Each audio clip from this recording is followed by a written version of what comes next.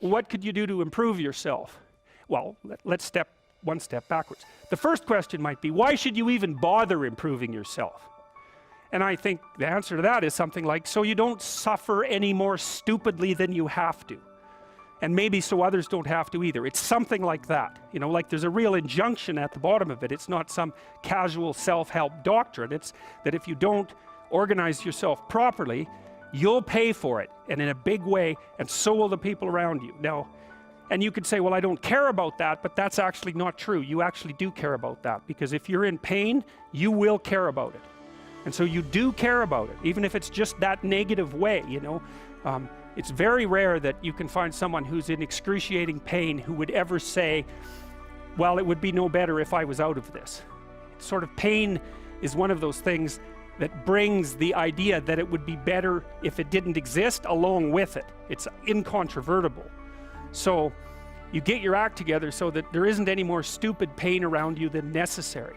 Well, so then the question might be, well, how would you go about getting your act together? And the answer to that, and this is a phenomenological idea too, it's something like, look around for something that bothers you and see if you can fix it.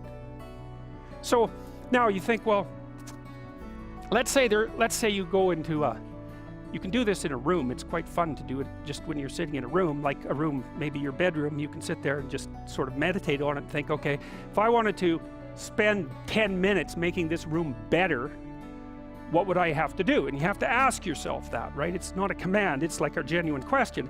And things will pop out in the room that you know, like there's a stack of papers over there that's kind of bugging you, and you know that maybe little order there would be a good thing, and you know, there's some rubbish behind your computer monitor that you haven't attended to for like 6 months, and the room would be slightly better if it was a little less dusty and the cables weren't all tangled up the same way. And like if you allow yourself just to consider the expanse in which you exist at that moment, there'll be all sorts of things that'll pop out in it that you could just fix.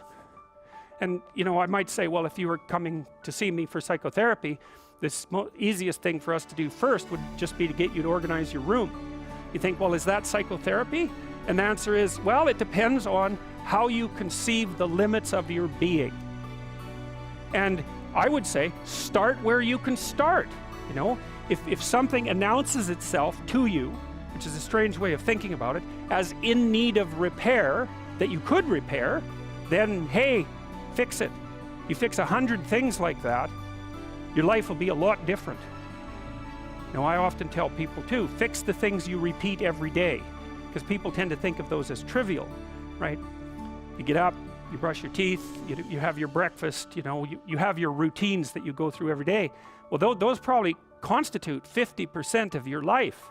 And people think, well, they're mundane, I don't need to pay attention to them. It's like, no, that's exactly wrong. The things you do every day, those are the most important things you do. Hands down. All you have to do is do the arithmetic. You figure it out right away. So 100 adjustments to your broader domain of being, and there's a lot less rubbish around, and a lot fewer traps for you to step into. And so that's in keeping with Jung's idea about erasing once you've got your mind and your emotions together, and once you're acting that out, then you can extend what you're willing to consider yourself and start fixing up the things that are part of your broader extent. Now, sometimes you don't know how to do that. So you might say, imagine you're walking down Bloor Street and there's this guy who's like alcoholic and schizophrenic and has been on the streets for 10 years. He sort of stumbles towards you and, you know, incoherently mutters something. That's a problem. And it would be good if you could fix it, but you haven't got a clue about how to fix that. You just walk around that and go find something that you could fix, because if you muck about in that, not only is it unlikely that you'll help that person, it's very likely that you'll get hurt yourself. So, you know, just because while you're experiencing things announce themselves as in need of repair, doesn't mean that it's you right then and there that should repair them. You have to have some humility. You know, you don't walk up to a helicopter that isn't working and just start tinkering away with it. You have to stay within your domain of competence. But most of the time, if people look at their lives, you know, it's a very interesting thing to do. I like the idea of the room, because you can do that at the drop of a hat. You know, you go back to where you live and sit down and think, okay, I'm going to make this place better for half an hour. What should I do? You have to ask.